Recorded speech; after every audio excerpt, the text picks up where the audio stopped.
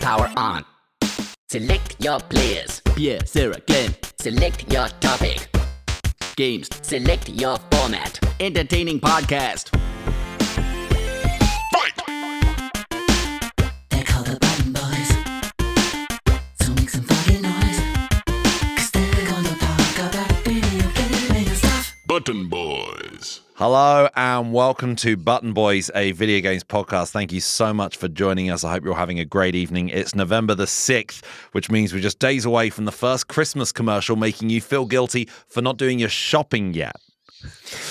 Well, let's see what's in the news today. President Bush's approval rating has dropped to 35%. Yeah, that's lower than the interest rate on a savings account. Okay, so I just thought we should because we three of us work in comedy. I thought we should start with like kind of like an opening monologue sort of thing, and I didn't have anything for November the 6th, so I looked up Jay Leno's 2005 monologue from one of his shows on November the 6th. Is that real? Yeah, so I just thought that would. Yeah, what do we think of that? Should I do that every week? Just Jay. Well, the next line of the. Yeah. Of the monologue, you're gonna do that monologue over the course of however many weeks. Fab, if things are so bad, even Dick Cheney's approval rating dropped to 19%. 19. At this point, the only person who approves of Dick Cheney is his cardiologist. Hey, that's good. I don't know. Hey, that's good. Yeah. I think Jay Leno's really let himself down there. Yeah, 20 years ago. Why would his cardiologist? Because his approval's going down, which means his heart rate's going up, so the cardiologist is getting work, right? Yeah, is that the guy? That's exactly. Yeah, look, come on, we all learn from Jay Pierre, Leno. We all learn I don't want to have to best. explain 20-year-old jokes to you. Yeah, we all got into comedy because we listened to our dad's old Jay Leno records. You've had 20 years to keep up. Okay. Listen to our dad's old Jay Leno topical intros. Yeah, wouldn't you listen? Yeah, that was our bread and butter. Have you seen this? Have you heard about this? Yeah. One hand in your jacket pocket and pointing your thumb to like behind you, and an astonishingly shaped head. I just really Easter Island. Bo Select. Big serious Easter Island head. It's how many seconds into this pod are we, Ben? 2 minutes. I go in like I'm gonna understand every word of this podcast today, and then Glenn starts talking, and I'm lost. Yeah. And I speak for the listener. There are going to be listeners who are going to go, "What the fuck is going on?" And I go, "Where were you? I'm Where here were to you represent them." Okay, well, thank you very much, because you are Sarah Keyworth and you are Pierre Novelli. And I hadn't introduced you yet because I went just straight into that snappy monologue. Do you know what I mean? Oh, Yes. yeah. Late that was night. clear. Late night, and this is a video games podcast. We always start the question, what are you playing? What are you guys playing? Well, after your recommendation last week, I downloaded Dorfromantik. Oh, yeah. Yeah, just like it means nostalgia for the village. Yeah, you see? Yeah? And I understand. I see what I was missing out on. I downloaded it, and That suited you, by the way. yeah, this Yeah, one. yeah. I look German, I think. You do. I've got a big, tall German head. You have a real big, tall German head. There are some countries where if I go there to gig or on holiday, I'm addressed in supermarkets or on public transport in the language of that country. Yeah. And there are some where I'm not. Yeah, there's other countries where they run up and take pictures of you and run away again. Oh, monkey. And I go, who am I? Who am I? Yeah. It's like Germany, Netherlands, Norway, anywhere cold. You're big, tall, and Nordic. Yeah, and they just immediately come up to I me. hope that's okay to say. Correct? No, it's correct. Doesn't happen in France. Doesn't happen in Italy. They can see I'm not one of them. It's only the Nords. Do you think you look like you're from a different country? Or maybe I could get away with Swedish. Yeah, I'd see that, yeah. I think I could get away with Swedish. Yeah, Sweden's new, like, attacking midfielder. Yeah. Yeah, that's good. Yeah. I completely believe that. That's true. But I think I'd have to be maybe a shade blonder. Possibly, to but really sell it. yeah, there's plenty who are not, and also bear in mind, I'm very colourblind. You could be complete, like, redhead as far as I'm concerned. We've been podding this whole time. You don't know what colour my hair is? Brown? Yeah, I guess so. I guess so. Fucking got it in one. There we go. Lucky guess, I'd say. Yeah. So I Dorfromantik downloaded, and I had the same feeling opening it and starting to play it as I sent you guys in our WhatsApp group a photo of a monkey smoking. And that reflects my feelings as I started playing it. I just genuinely, I thought, oh no. Oh, yeah. Yeah. That's the problem with Dorfromantik. This is how Nim no. Chimsky felt destroying their lungs. Yeah. Exactly. The chimp's just going, I wish I hadn't discovered this. Oh, fuck. And it's so good. And It's a big oh no game. It's a big oh no game. It's hard to put I it better down. not. I better not. I don't do it. I'm losing sleep. Yeah, and working out how to get perfect placement And then when you do, and it praises you. Yeah, and everything sort of lights up and it goes perfect. And you go, thank you, Dorfromantik. Thank you, Dorfromantik. Games need to do more middling rewards and be like, I guess that was acceptable. I mean, they go, oh, fuck, I can't be asked to work for you. if you think that was good. Yeah. Yeah, it's a great start. Oh no, I wouldn't like that.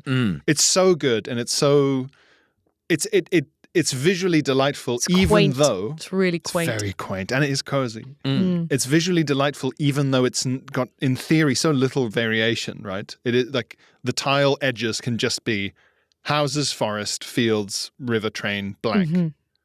And Fine, but it looks for all great. of my complaining about skins in the Patreon episode last week, these skins I'm delighted with in the in the style of somebody who's just got a new piece for their train set. Yeah. Okay, got it. And then it's like, now I get lavender fields. Now Yes. there's a otter. There's an otter. And they don't add anything necessarily to No, they're they just visual. change the landscape. Yeah. I feel like you guys are quite against tweeness. This feels very twee. I feel like you're against the idea of bunting. I am against tweeness, but I will say there's no voices in it. I think that helps. Oh, right, It's okay. gentle music, and perfect just comes up with like a noise. Whereas if Yeah. it was like perfect, I'd be like, I'm uninstalling this immediately. Like the monkey immediately is putting out the cigarette. Yeah. Like You're getting not- some Well, nicotine. back to masturbating. Coco. I'm like flinging my own shit. Coco the gorilla's learning how to sign nicotine gum. yeah. Like I'm not interested. Patch. Yeah, patch. Yes, I know Robin Williams is dead. Get me the patch.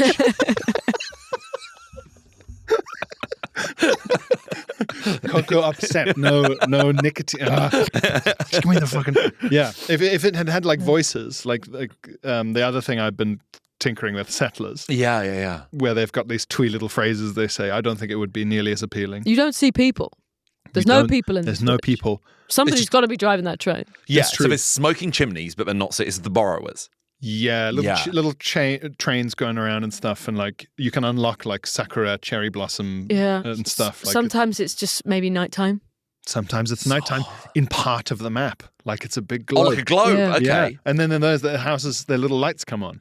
It's like a train set. Oh, So if that's you- good. Do you know what reminds me of? A Peter Yeah. Pan ride in Disney World, and you were like flying over, firstly Netherlands, but then you flew over London, and it was just these little minuscule townhouses, and they had little individual lights, and I was like, God, they must have such small staff here, because I was 7 and fucking stupid. Maybe it's that. Yeah, You started in Neverland. I don't think. Well, no. Do you know what? I can't remember the chronology of the ride. I was Yeah. gonna I say, might have were you joined about doing- halfway You were through. doing Peter's journey to London.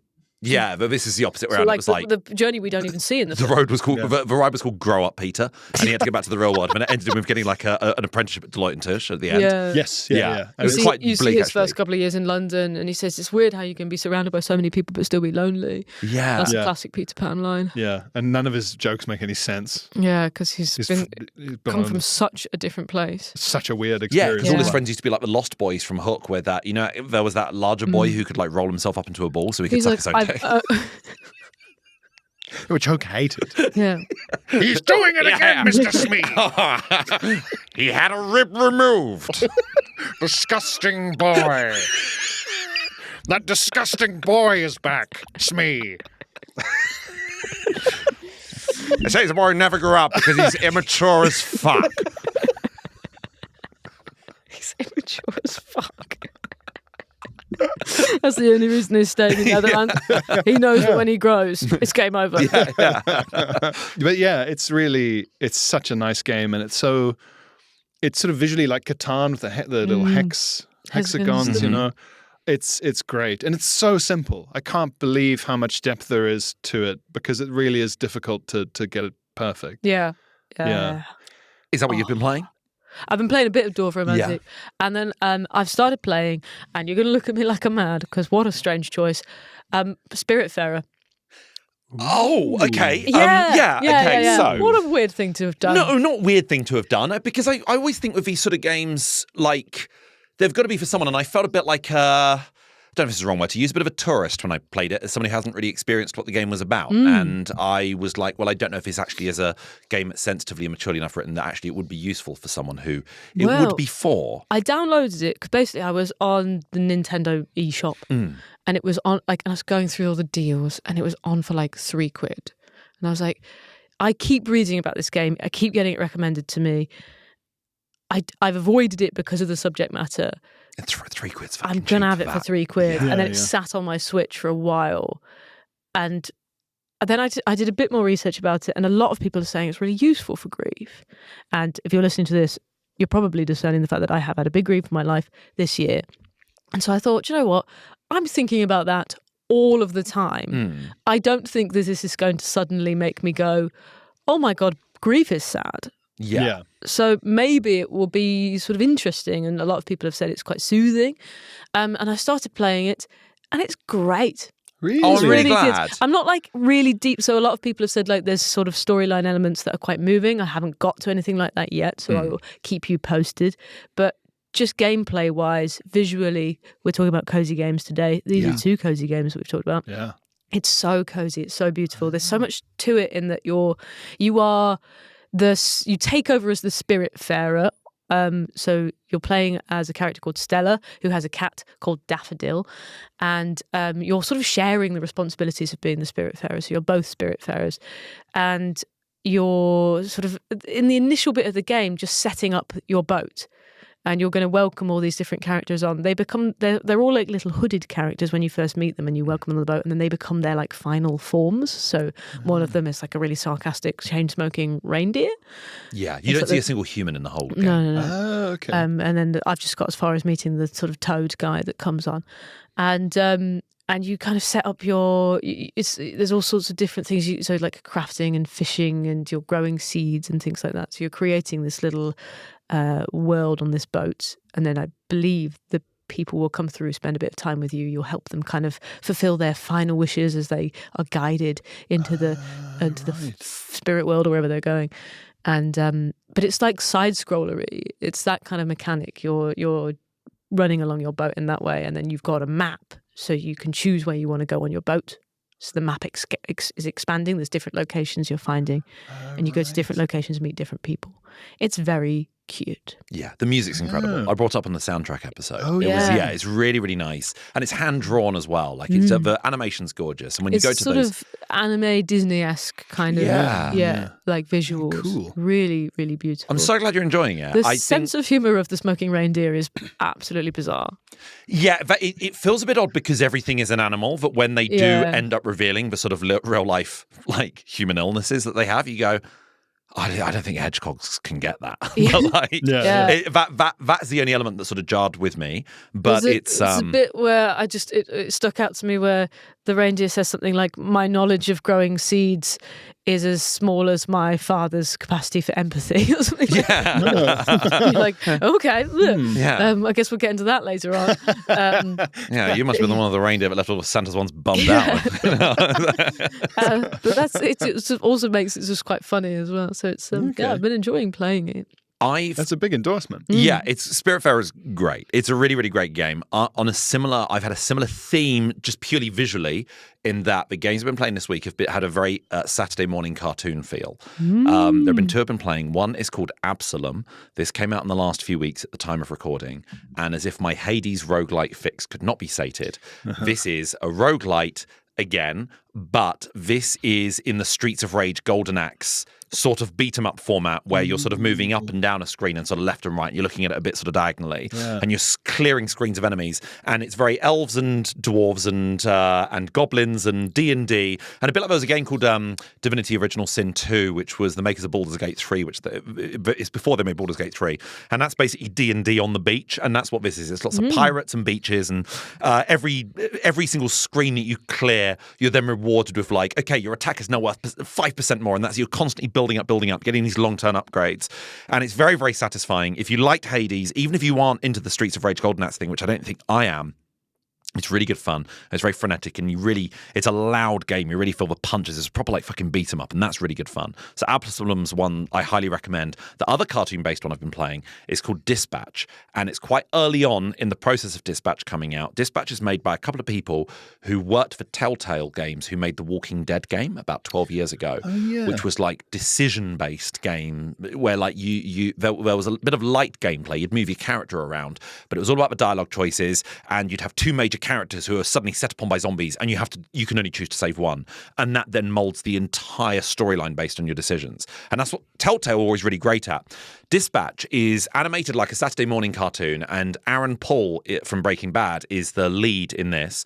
And you play a guy who your grandfather was basically Iron Man, a superhero without the actual superpowers who just invested in a big robot suit. He died, your dad took over, he became that Mecha Man. He died, and now you've been Mecha Man for the last few years. And you lose your abilities, and you feel depressed about it because you have to retire from the superhero industry. You meet a very attractive superhero in a superhero bar one night. She offers a sort of proposition that you think is romantic, but actually what the proposition is do you want to work in basically the 911 dispatch center, sending other superheroes out on their missions? Right. And so the whole thing plays out as like you spend 90% of the game watching it and just choosing the odd dialogue choice. You're never in control of your character, but it's so well animated, so well written. The cast is absolutely fantastic. Unfortunately split between 50% like movie stars and 50% like YouTubers who this is their first ever acting thing, and you can tell who they are instantly. Like you immediately go, So that this is person's not live an actor. No, it's cartoon. Fully cartoon, like hand-drawn cartoon. But you how can do just you tell from know the who voices. You just go, that doesn't sound... Do you remember Andy Peters was in Toy Story 2 and he had one line in it, but you can it just takes you out the entire film? No. Yeah, he plays like a baggage handler and he's like, right, let's get this luggage onto this... And you go, right, that's not Tom Hanks, is it? It's so jarring. Yeah. It's so jarring with the rest of the film. It's really great. And what they're doing is they're releasing it in episodic formats. At the time of recording, they're releasing it 2 episodes a week on the same day. We're only 2 episodes in. There's going to be 8 overall. So it's coming out every week for the next month. So this is a very early endorsement from me because I've loved it so far. It remains to be seen as to whether or not the decisions you make will be worth anything. Like I made a fairly big decision early on by mistake and then suddenly thought, fuck, what have I done? And I reset the scene and changed my decision, and the dialogue ended up being exactly the same. So there's a chance, but it looks so good and it feels so nice to just watch in general that I was like, I'm kind of fine with that. I only ever play through these sort of games once.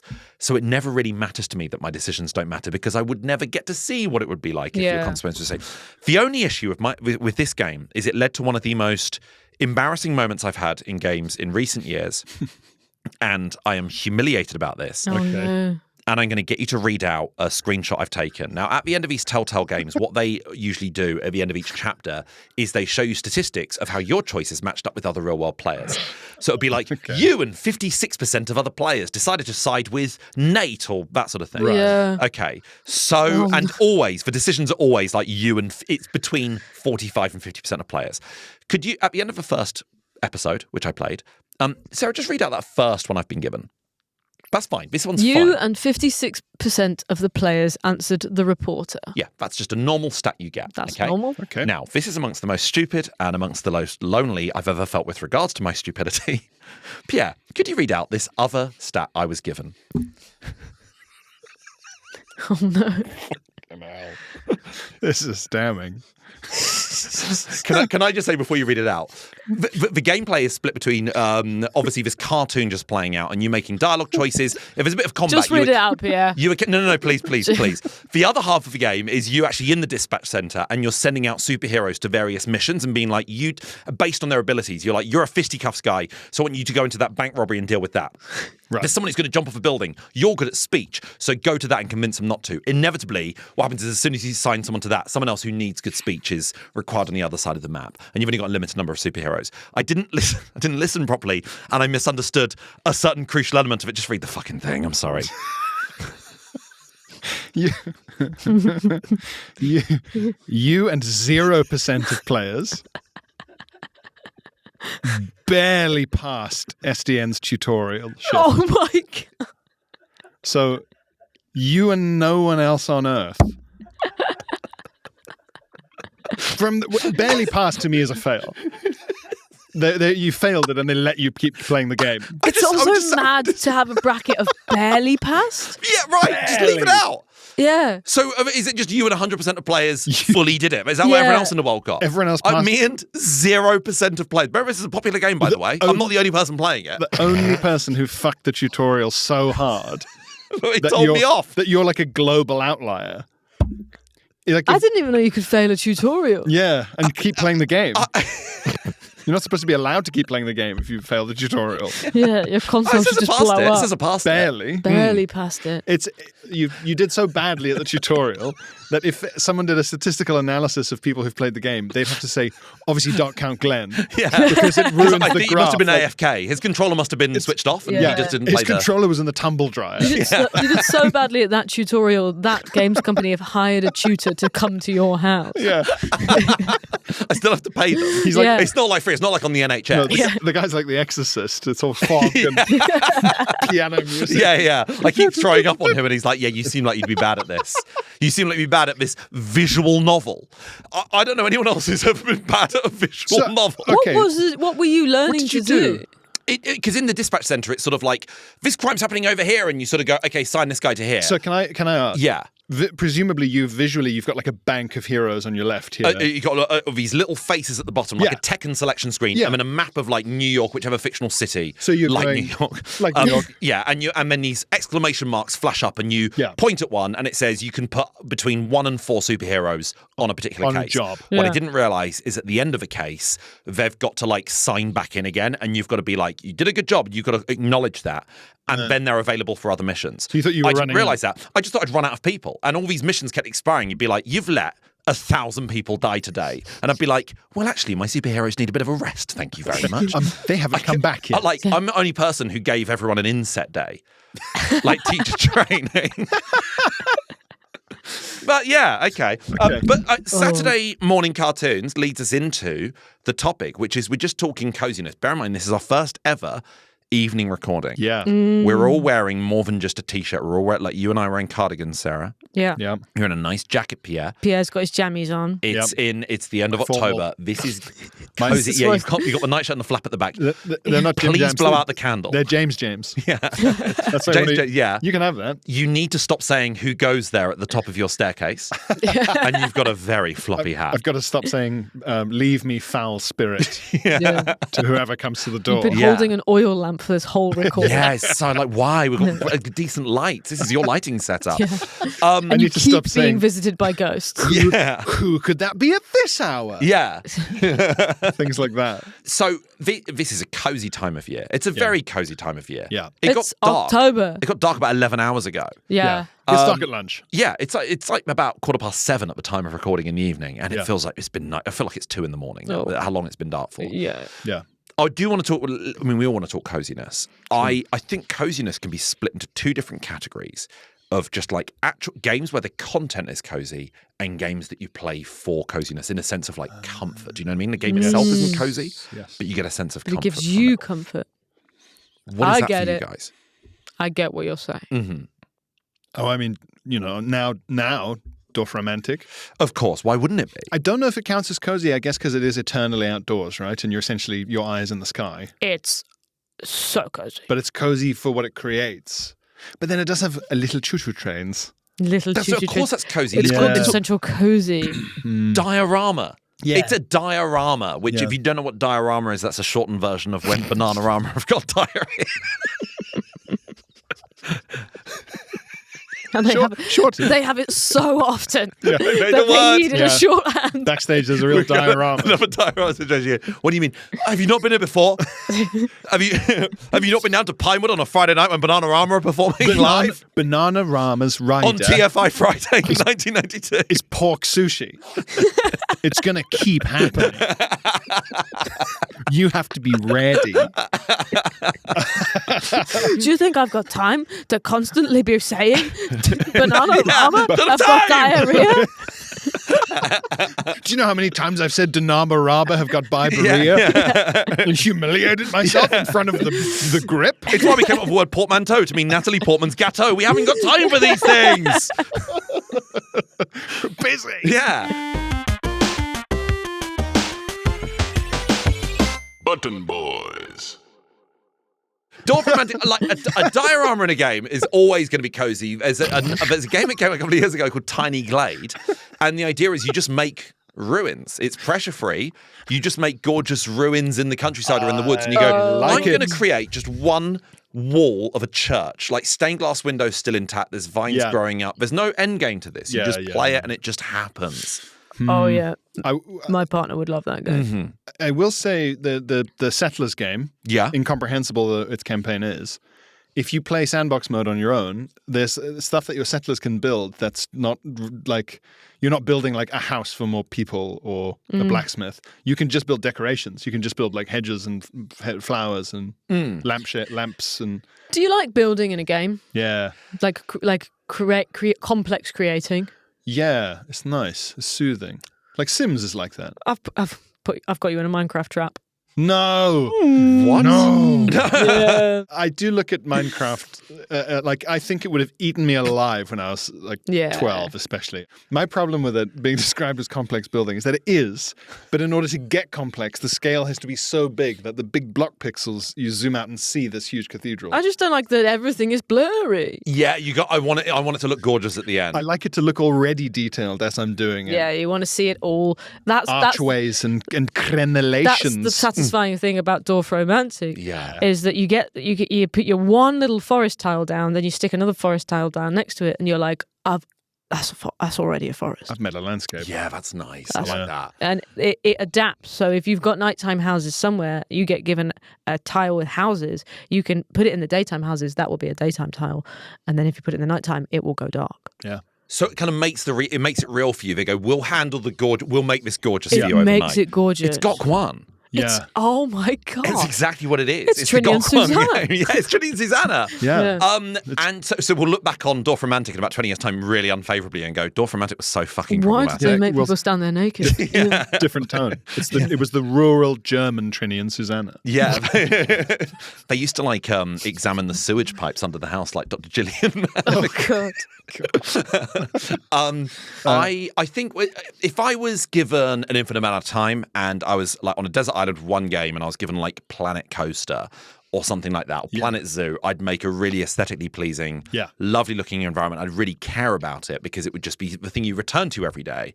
But I think in general, I'm just like, what is the bare minimum I need to get through the base building tutorial of a game? And often in a game, they'll be like, it's the base building bit. So in order to make a house, you obviously need 4 walls. And I will draw 4 walls like a meter apart from each other that don't even link up. And it's like the game goes, what the fuck is your problem? Just play the game. I'll do the bare minimum. I need the satisfaction of the dopamine receptor to be firing off. Yeah. But like as my partner, we have such different approaches to playing The Sims. Sims is a very cozy game to me, but I'm like, let's get into the drama of these people. Whereas I was on the PlayStation homepage the other day, and it was one of those like latest news things, and it was like 4 killed in a car bomb. What the fuck? Yeah, 4 killed in a swimming pool when ladder mysteriously disappeared. No, do not approach this poorly rendered man. It was like new castles expansion pack thing for Sims, and Louisa was sat on the sofa next to me, and it was like, oh, you can build castles and all these kind of medieval things, and I just sort of went like, oh, look at that, and then I swear to God I heard like whoosh, and she was gone. And then again, back laptop, she's bought it. Whoa. Wow. And then for the last like 2-3 days, she has been building the most elaborate detailed castle on The Sims. Nice. And I know she has absolutely no intention of playing the games with the actual Sims. But it's to paint a picture. And she's going to get the like vampire one because she's like, you get more stuff to add into your castle. She was like, I'm going to make it like a vampire castle. Nice, yeah. But it's truly, she's addicted. Yeah, it's like Lego. Yeah. It's diorama based. You don't want it to happen. Like I used to set up little green soldiers, like toy army soldiers and stuff in these huge sort of battle situations. But my dad would come and be like, which team do you want to be? And I'd be like, this is not for playing with. What? It's for looking at. Oh, it's definitely for playing It's done. It's for playing a 5 song and pretending they're a boy band. It wasn't clear why AJ had a bayonet, but One of them was always mid throwing a grenade. Yeah. I think He was the bad boy. for me, coziness in a game revolves very heavily. Bad boy just means Yeah. he's in the Holding Hague. a Yeah. grenade with a pin pulled out. Like Yeah. Doing all the meet and greets with the fans. girls love a bad boy, and you're Yeah. like, hundreds of people die at their concerts Yeah, it's horrible. every Yeah. time they tour. All the girls love H-bomb from Steps. For me, coziness has to involve rain, and it has to involve not being in that rain. And I really love any. That's the only way you can feel cozy. I think so, yeah, because I need to know other people aren't. Right. Yeah. Okay. Yeah. Your cozy can only come with a sort of spite element. Yeah, but I think You're a reverse Wenceslas. exactly reverse. It's really hard to say. Yeah. I think King for Wenceslas has diarrhea. What are we going to say for that? me, yeah. Anyway. Wenceslas is dealing DMT in Dulwich Park. Wenceslas. Reverse Wenceslas. Okay, I'm ready. Let's go on stage. Wenceslas is wanking in Welland Garden City. Now we're fully vocally warmed up. Yeah. So I think for me, coziness is RPG, the first village you encounter after the main intro bit. I think this is a trope in games. Every Final Fantasy game does this, where you'll have a big climactic opening hour where it throws you into the game and it introduces the stakes, and you'll say escape from a city, and it'll end up going all right, and you'll end up in the sewers, or your airship ends up being blown up in the woods, and you're stuck in a dangerous environment for the second hour of the game. And in the third hour of the game, you're introduced to the overworld of the world map, and always you were placed directly next to a very small village. In Final Fantasy IX, it was a tiny little village called Dali, which genuinely had about 4 buildings, and I was like, this is unsustainable as a place of work for anyone. Yeah. But they had a little inn, and I'm like, all I care about is the inn, the tavern. That's the main bit for me. I think Final Fantasy XII has this. You emerge from the sewers, you're suddenly out and about in the overworld. You've got a little village. Witcher, it's White Orchard, I think, is the first sort of little village you come to immediately. It's so unrealistic, isn't it? Like, if you lived in a little quaint village and then some stranger crawled out of the sewers, you wouldn't be like, come and have a drink. Yeah, there's a Premier Inn just down there. I Yeah. think everybody would direct them to the nearest bed. Also, just like a 3-meter tall stranger with like a glowing sword. Yeah. I don't. You wouldn't be like, tell us your tale. Yeah. Do you reckon Yeah. like Holiday Inn lets you pay with a bag of coin? Or are they like, it is card and driving license? I will need to see a driving license, like specifically. You can pay at Holiday Inn with a bag of coin, but you can also sell the Holiday Inn cheese, swords. Yeah. The Holiday Inn seems to have an infinite budget. I have 11 rusty sword. Yeah. Okay, yeah, we can do that. Yeah. We'll buy dog meat My favorite from you. My favorite rain-based one, it happened last year, which was a game called Pacific Drive, and it was a first-person game set in. Similar games would be like Stalker 2 and Hell Is Us came out a couple of months ago, where the idea is you were sent into this very Eastern European exclusion zone where something's happened, probably from space. A bunch of anomalies are happened, by which they mean glowing orb covered in electricity. Sure. There's lots of this happening, and you were Which given at this this like, point is not an anomaly. yeah, you're given this battered station wagon in Pacific Drive, and you're meant to just keep going further and further into this exclusion zone, and it feels very sort of like America Midwest, tall pine trees, and every time you find one of these anomalies and you get what you need to do, you get what you need to acquire, a huge storm happens, and you were given a minute to get to the other side of a map, to drive to the other side of a map, and there's just chaos happening around you. Trees are falling, there's huge explosions happening. You just drive in your car, you drive through this portal, you end up back in the safety of your garage, and it's always bucketing down with rain. You park your car in your garage, and you just start tinkering with your car. Let's nail a few suitcases to the side of the car so I can put more like equipment in, and you put on the radio station that plays a few very synthy tunes, and each time you look out the window, the rain is just pouring down outside, and you're like, I'm at work right now, my bed's here, and I feel warm and I feel cozy. I think that's it for me, I think. Yeah. Does the rain thing come across now? Yeah. Oh, yeah. I mean, I understand the rain thing. I was just playing Spiritfarer on the way here, and there's big storms in Spiritfarer. Well, you have to do stuff. And you have to get on with stuff. You have to harvest the lightning. Oh, shit. You want to harvest the lightning in the storm. But there's something about that rain that is cozy. Doesn't Harvest the Lightning sound like such a shit like 2005 like Killers album where they just went a bit astray for a couple of years? Yeah. Oh, I think it sounds like it'll be like a band that is basically like a carbon copy of Iron Maiden or They all have skeletons on the front cover. Yeah, there's 7 skeletons on the front cover, but the skeletons have got big perm, like long hair, like Brian May hair. It fits all sorts of things. Like it could be a train song, couldn't it? Yeah. Train. Harvest just, the lightning. God, Yeah. I can't think of Drops train. of Train Jupiter. annoys me if I think about them. I can just hear a very, very high man's voice singing with like an insane guitar.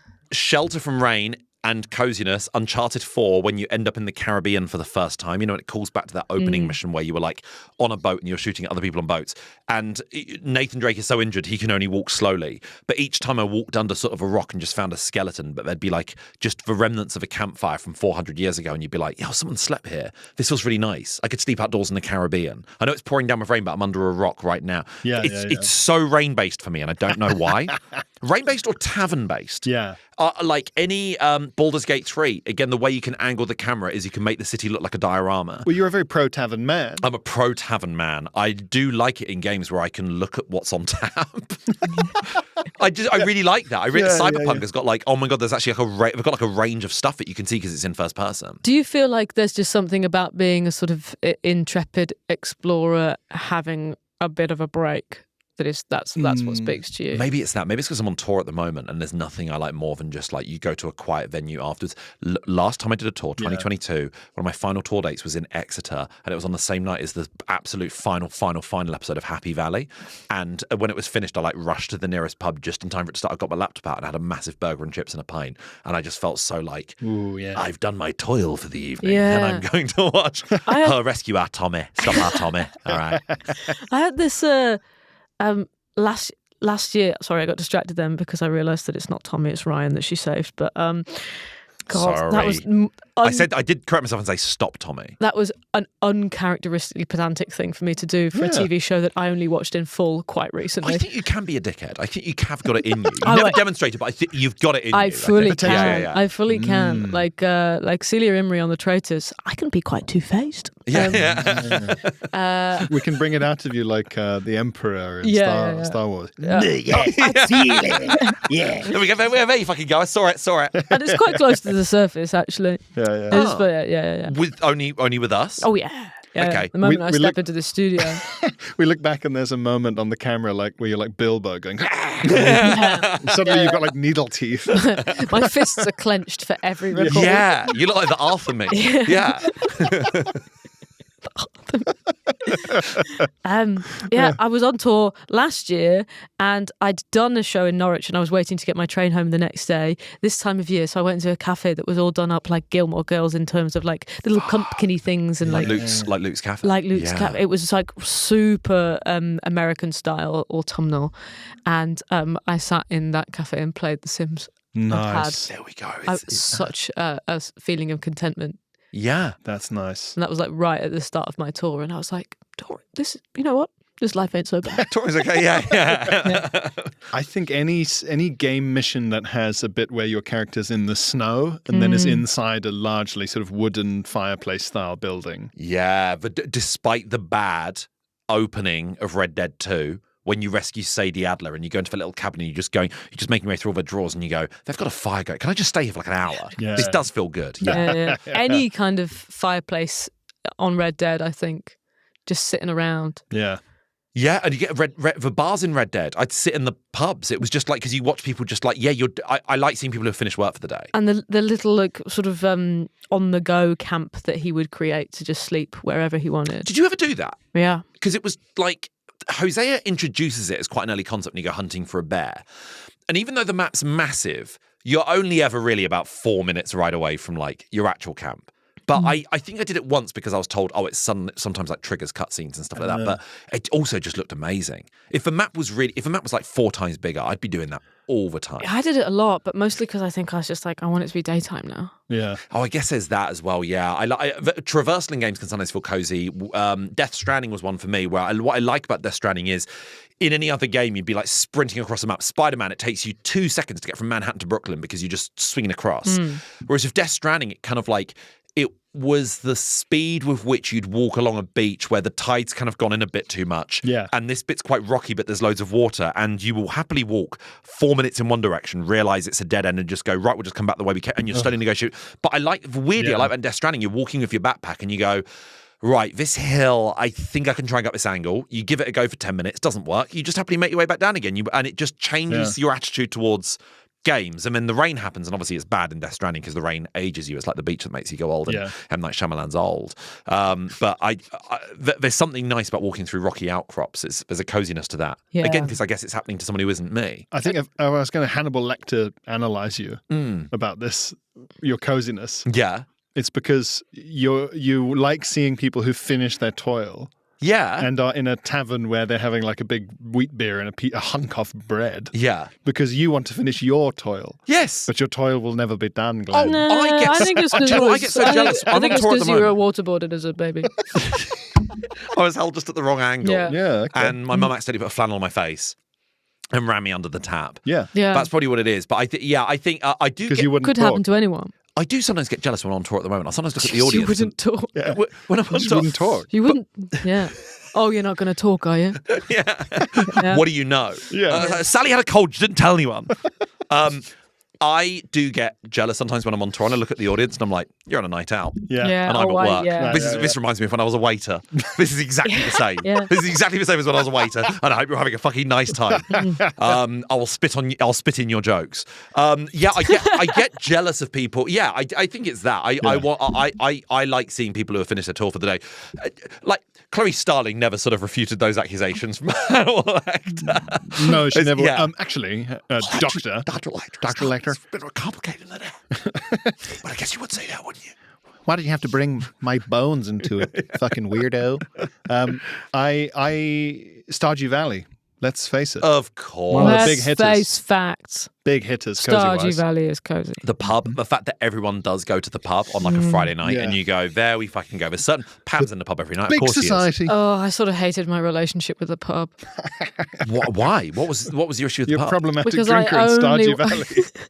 Because I only really went into the pub to give a gift to the woman I was trying to marry. To Emily? Yeah. I Oh, dated was it Emily Em- as well. was it Emily's Emily? the barmaid. I don't know if it was Emily. No, because I worked out. I can't remember her name. Gus is her dad or But something? you have It to go wasn't Emily. find them in the pub, though. But yeah, Emily I works worked there. out when she was going to. It wasn't Emily, but the one that I married. I worked out when she liked to go to the Right. pub, Oh, and fuck, so then you're not one I. of those guys who's like goes to Oceania because he saw a girl there he liked years ago and he still thinks she's going to come back. That is exactly who I am But in A, games and in real life. but A, it worked, and also you have to get 10 turnips past the bouncers Yeah. and give them to the person. And I just give her a bottle of wine, Yeah. a bottle of wine made out of like shit. Yeah, and she'd be like, I don't think you bring this into Mad the pub. figs Stop- you've grown. Stop fermenting things.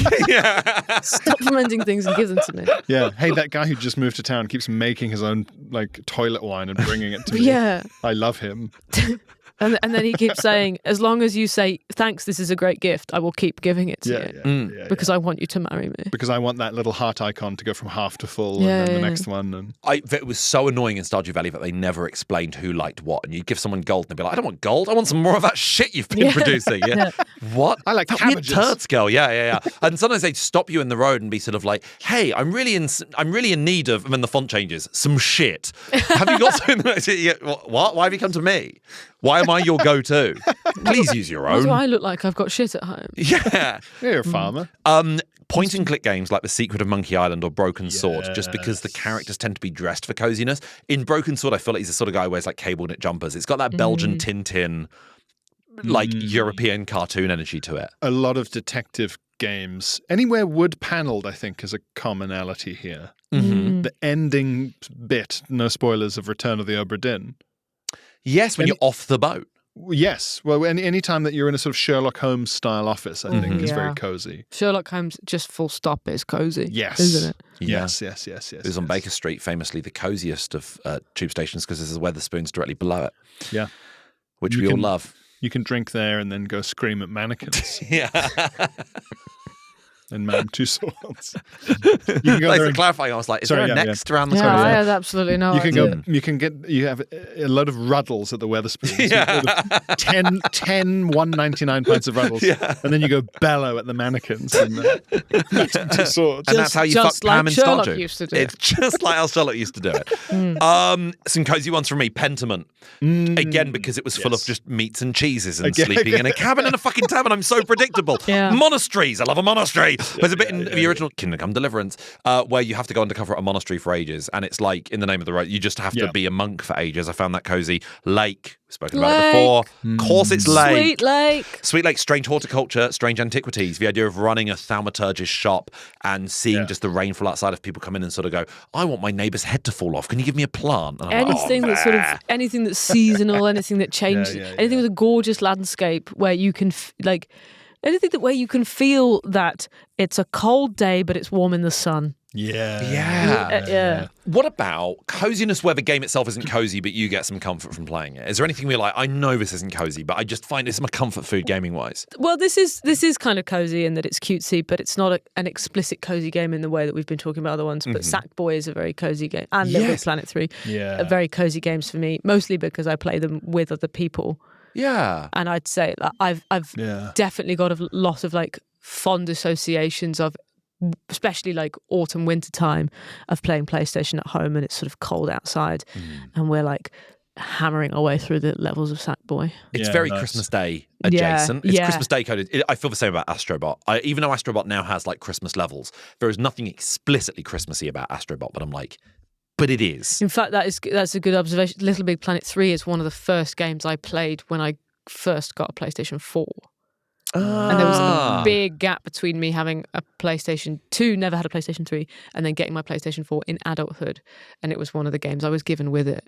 Nice. So I remember sitting probably 27th, 28th of December. And I'd also gotten some like aftershave or something like that. So I associate playing Little Big. Paco Rabanne. It was Paco Rabanne. Yeah. It was Old Spice.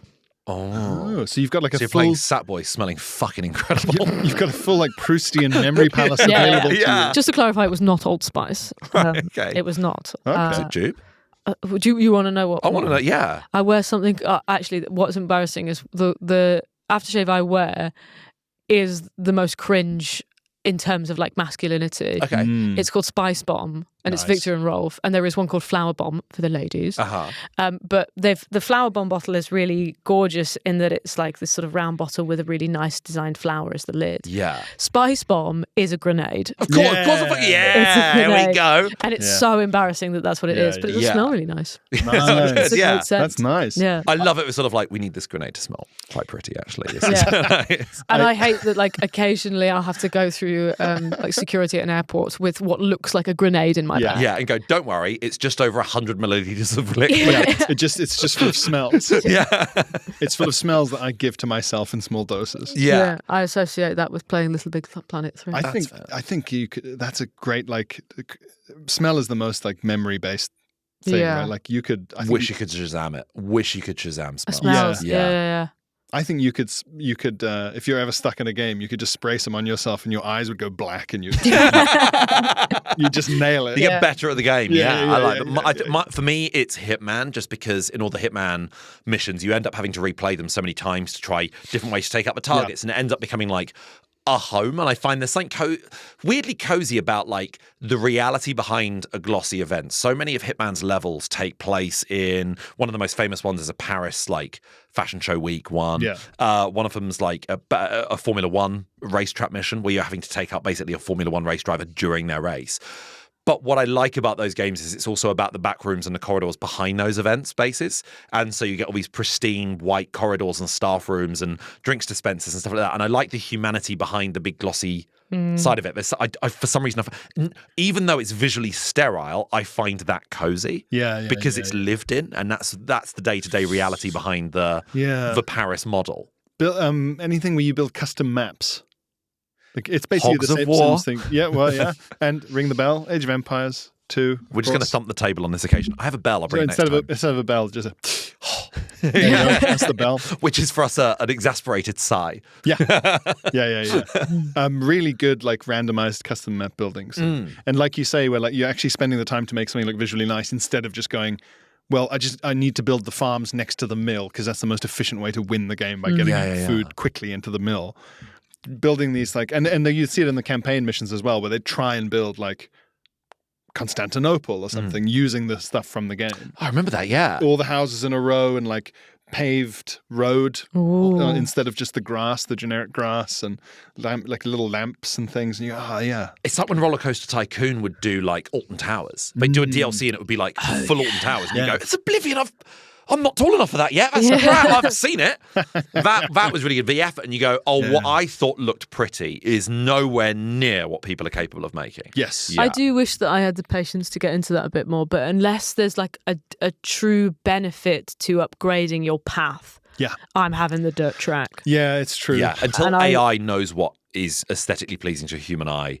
I just, like 2 Point Museum I really enjoyed this year. Really, really fun, management sim. But it would be a case of like, you want to make sure all your dinosaur exhibits are fairly close to each other and all of your plant-based fossils are fairly close to each other. What they mean is, so the exhibits look relevant, I would just put a bunch of dinosaurs facing each other. They look... If you went to a natural history museum, you'd go, am I interrupting something?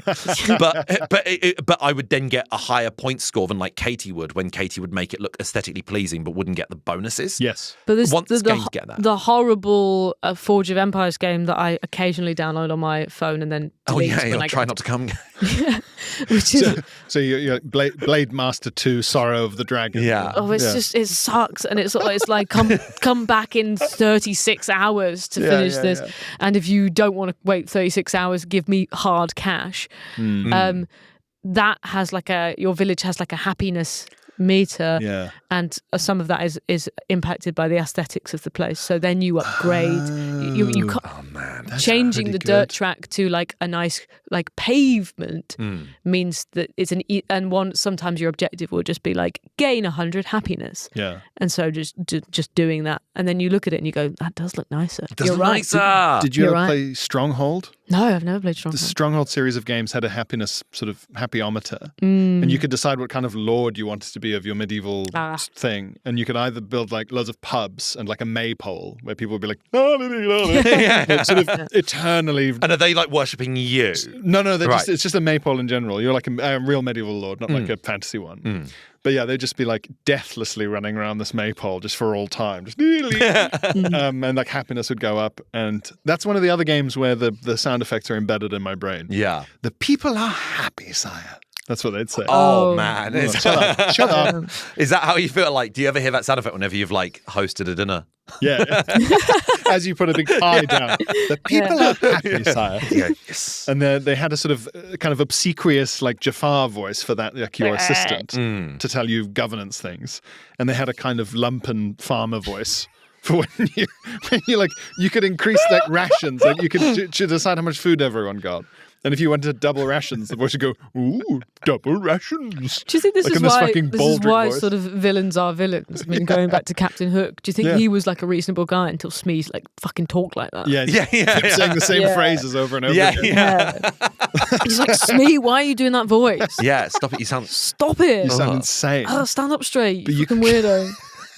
I can see your belly button. But you can, I can see your belly button. Just get a new top, Smee. Get a new top. And every Christmas he's buying him a new top. And he like loses it. He likes the old He one. shrinks it. Yeah. Just eternally growing belly of I Smee. like the previous. Fuck off.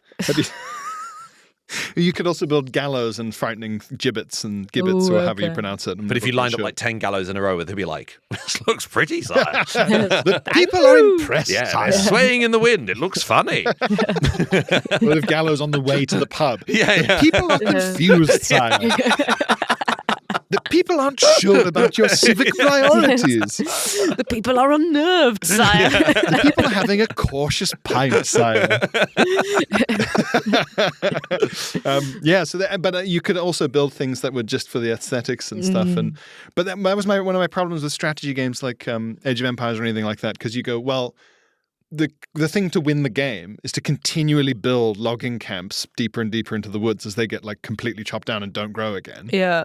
And then by the end of the game, you just go, yeah, I've got the perfect city of a winning empire, which is, a town centre, Completely soulless. 800 farms. Yeah. deforested and like just random resource buildings. Sports Direct. Yeah, It's got exactly. Sports Direct, yeah. Big car park. Yeah, it's got Gales. You've got Milton Keynes. Yeah, I've just built Milton Keynes. Oh, Yeah. Yeah, every time. Yeah. All roads lead back to Milton Keynes. Yeah.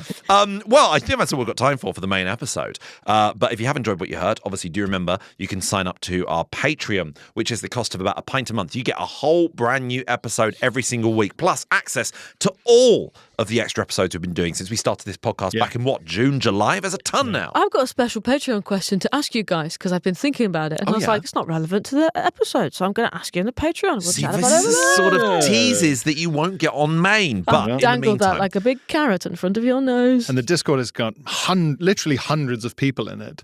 And we're on there, sharing fun memes. And we occasionally read out what people say on it. Yeah. Yeah. I'm You putting could memes get- It's in like there. private stuff. We're like reading it out. Oh, yeah. Did you see what this guy said? Your whole name in Glenn's mouth. Oh, yeah. Yeah.